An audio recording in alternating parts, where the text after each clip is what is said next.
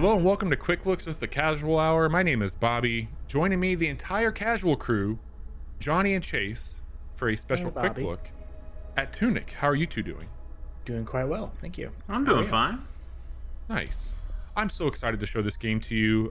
Before we get into the game, like and subscribe to our channel. We play games like Tunic Monday and Friday nights on twitch.tv/casual hour. We also post quick looks like the one that you're watching Tuesdays and Thursdays on youtube.com/casual hour.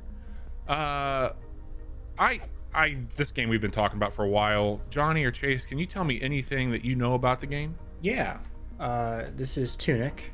It was released on March 16th of 2022, and it was developed by the Tunic team, published by Finji. And from what I hear, and from a little bit of experience myself, it is a very good video game. It's the Zelda Fox game. Yeah. It is the Zelda Fox game. I think it might be a little bit more than that, but that's exactly how I first approached it. And it is that. I mean, it's called Tunic, for God's sake. They did change the name. It was once referred to as Secret Legend. It's now referred to as Tunic. So it's a better name. I'm gonna pause really quick with everybody and just say this is a new game plus. This is a game full of mystery, and it is something that you should experience as much as you can on your own. You are undoubtedly going to be seeing things that you shouldn't be seeing as far as gear, and maybe some of the instruction manual stuff. But for the most part, I'm at the very beginning of the game. I thought I'd just show you that opening sequence that's a little bit similar to the demo that came out. But just know that if you want to go into this game completely blind, which I think you should, this is probably not where I would start. So with that, I thought I would show you a little bit about the game's mechanics, talk a little bit about how some of the secrets work in this game, and maybe get to the first dungeon. And we could do that in a pretty quick time frame. Sound good?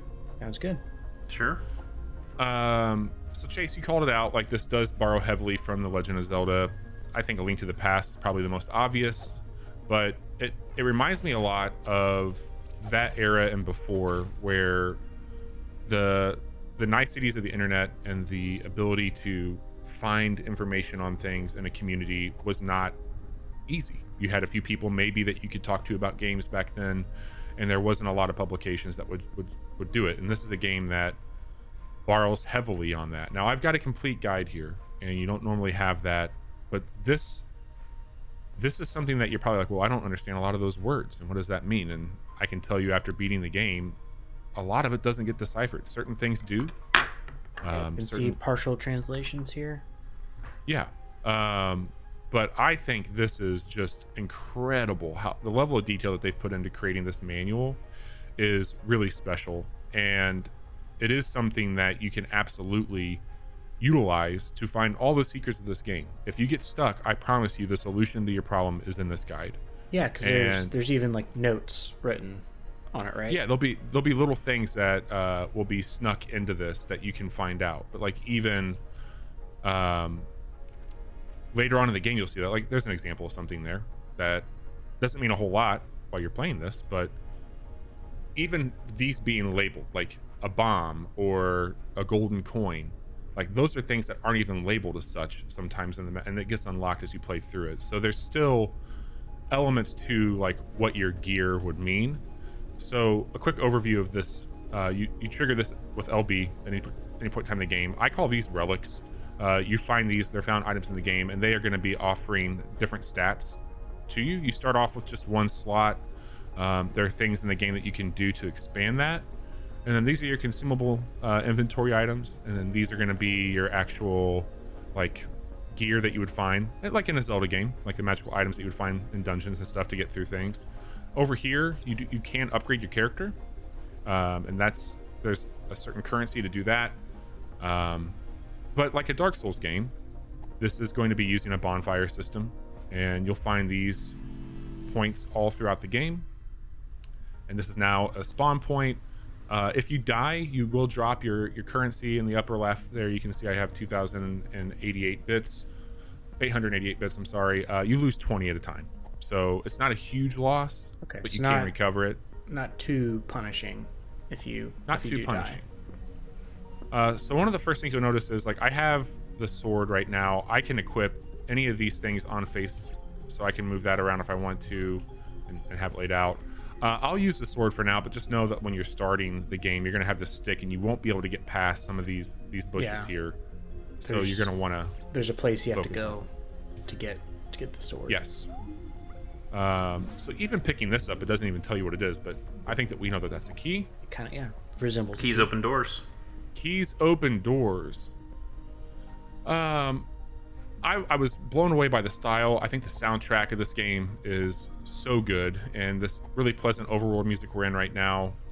The game does go to a lot of different types of areas, and you will uncover that playing through it. But you're going to notice little hidden things, like anything in this room stand out to you that's a little strange. See a dotted line on the floor. Okay. I see that too. I think that might be more of a graphical thing, but maybe something else in here. Yeah, there's that item on the wall. Thing on the wall, yeah. Yeah. That maze. So I'm not going to go into how do you interact with that, but I would maybe just keep your eyes peeled for little weird shit like that throughout the game. And just know that there's a lot more happening behind the scenes at any given moment in this game than maybe what you would perceive to be. Actually, that's part of New Game Plus right there. Whoops. So that's not normally there. You should not be seeing that stuff this early in the game. That's wild. I don't even know what that stuff is. Me neither. So Bobby, would you say that this is a game that rewards curiosity? 100%. And like there was a point in this game where I had been to one area multiple times, and another part of the game you end up coming back to that area through a path that was right under your nose the whole time. And so like early in the game you can get to a pretty late game stage without even knowing it, but like if you were just to explore behind a waterfall, like this game could be every waterfall has an opening and go to it, like that is 100% the thing. I mean, is there ever an instance in a game when you go behind a waterfall and you aren't disappointed when there's nothing back there? Yeah, I mean, every single time I get super bummed out when there's not something back there. It's a game that I think rewards curiosity, but also like maybe opens up a few more questions with that curiosity as well. Hey, we already have a stick, but that's where you would have got a stick, and you could have saved there at that point. So on the upper left corner, you're gonna see that we're in the East Forest now. Different enemy types here, and these guys early in the game, like it is a challenging game. I can tell you that much right now. Yeah, this is like as soon as you get your stick, it's like okay, time to show us what you're made of. Yeah, I mean, pretty early on, they're gonna test your metal a bit, and I got pretty frustrated at some points because I wasn't anticipating that. Like I thought I was gonna have a Zelda game, and then it ended up being a little bit more challenging. And I think this is a really good introduction to some of the challenges that they're going to give you, and learning about patterns and blocking, which at this point in the game you wouldn't have your shield either, so you're pretty squishy. You have a stick and that's about it. So we are making light work of it. There is a stamina system where you can take hits on your shield. You can parry with your shield as well. You have a roll. Yeah, unlike with the Souls series, you don't lose stamina for attacking, which I like. Correct. That's a good thing. It does. But you do also, lose it on shielding. You do lose it on shielding. Do you lose it on dodging too? If you dodge, do you lose some stamina? Okay. Yeah. Let me see if I can find it on here where it would show that. Yeah. So this is a pretty good explanation of the stamina points here, and then it does give you a nice diagram of how you would show like your invulnerability there. So if you see dust, you can't take hits, which I think is a nice diagram. And then it also shows, I can't remember what page it is, but you take more damage. Yeah, here we go. Everything hurts way more when I'm tired. Isn't that the truth? Okay. So it's a 1.5 multiplier whenever your stamina is completely depleted. And so I have a relic equipped, and I will spoil this much. This ring here, whenever my health goes all the way down, I will be outputting more damage. This one is going to get my stamina regen faster. This is when I'm tired, when I'm hurting, I'll have more defense, and then this is more movement speed. The game doesn't really explain that early on. You'll find that later on in the instruction manual. But just a heads up, if you saw those and you're like, what do those things do? That's a little teaser for y'all. I love the animation when he gets on the ladder. I know, man. There's just so much about this game. It's adorable, and I think the design of it is just it really does look great. Like I love the look of this. I really like that instruction manual. I think that's a really cool way to show off the world and also to refer back to. I think that's an interesting mechanic. It does have a little game-breaking moment in the instruction manual. Whenever you unlock the map pages, it will show you your face where you're currently at on the map. Something I do appreciate, but again, breaks that immersion. All right, I'm going to show you guys something here that you will discover in your instruction book, but there is some pretty wild stuff that you can interact with in the game. Something they don't tell you right away is if you hold down your dodge button while you're not moving, you go into a prayer state. And if you go to the certain things, it's going to launch you into a very weird dimension. But I can't really do much here right now based off of how things look. But there's just some things that maybe if you see something strange on the ground, interact with it a bit. Play around a little bit, see where it goes. This is like, oh gosh. That was some sort of like ethereal plane. Yeah. So we couldn't go through there. And again, I'm trying to do this as accurate to what you might experience early on in the game as possible. Knowing that some of these paths are blocked, like you wouldn't be able to get through that. Now there's things that you could cheese a little bit. Maybe other enemies have the ability to have something sharp early on that you could kind of kite towards an area that you wanted to go. But who knows? Who am I to say? I think that they do a really good job of showing you early on, like, some of these things just aren't for you. Yeah, but like, come back later. Yep, it's got a lot of that in it. Yeah, come back once you have some better equipment. I think the lighting also is just phenomenal in this game. I think maybe you've picked up on it whenever I do the bonfire, the day-night cycle. I think that looks really cool when they show that off. So you'd come through here, and here is where you would get the sword for the first time in the game. So you could grab it. There's our sword, which we already have. And then this is also a hero's grave. So these will... Let's just see what would happen if we would take a look here.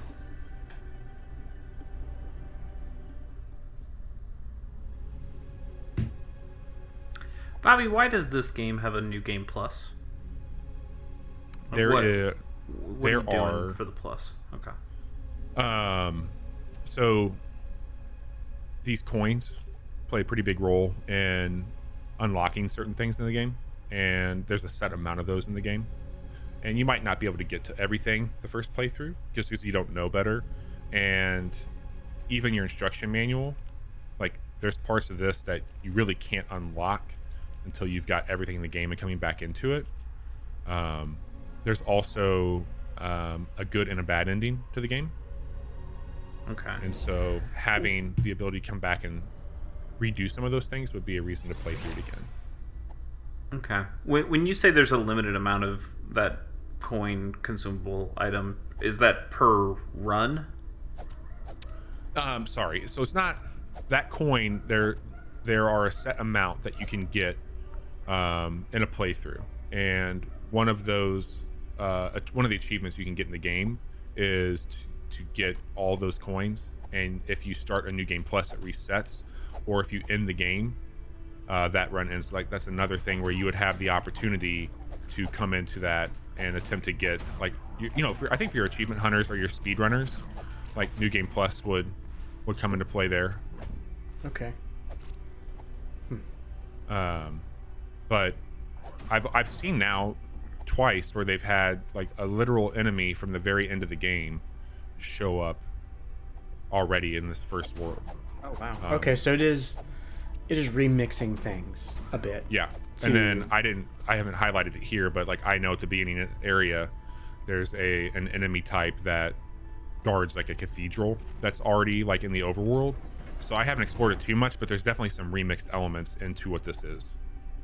Okay, so yeah, there is incentive for you to come back through again and experience it another time. I can tell you all that I immediately, so this is like really quick, this is like the Dark Souls shortcut, so we just created that here. So now remember we started off down there, went through, so now we got the shortcut, these interconnected paths. Yes. Yep. I immediately wanted to start over as soon as I hit credits. So I've beaten the game twice actually. Oh wow. Because I wanted to get the correct ending.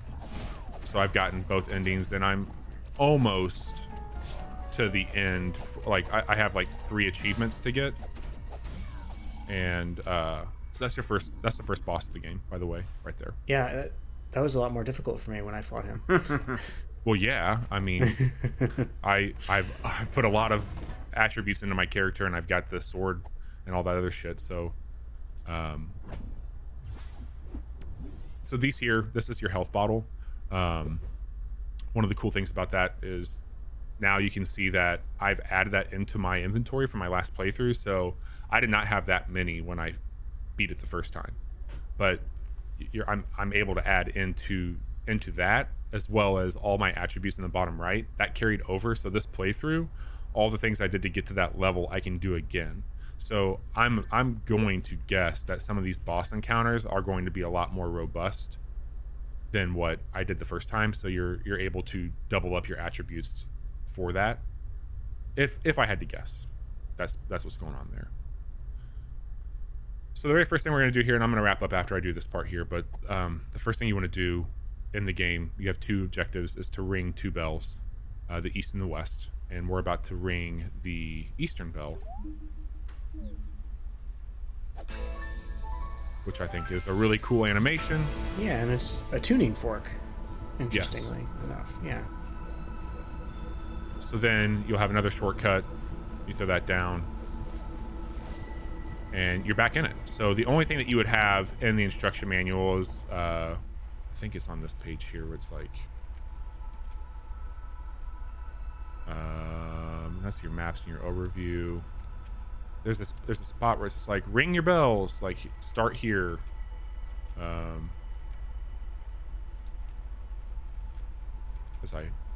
Here's a good map overview, by the way. You can see some other stuff there with it. Anyway, there's a part in the map where it's just like go ring those bells and do that, and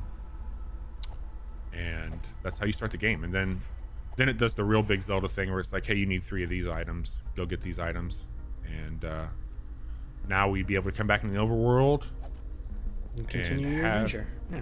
Continue the adventure. So I think that's objectively, I feel like a pretty good overview of what this game is, and it's not a fair overview for early on in the game. Like I made that look a lot easier than what it actually is, and like I would not want anybody to feel shitty if they struggled with the early parts of this game, because I got my ass handed to me quite a bit and I had to work up to this. But I wanted to show off the game, and I could have done a brand new game, but I thought just for the sake of this we would do a new game plus and bring it back out here. And that's Tunic. Yeah. A very cool video game.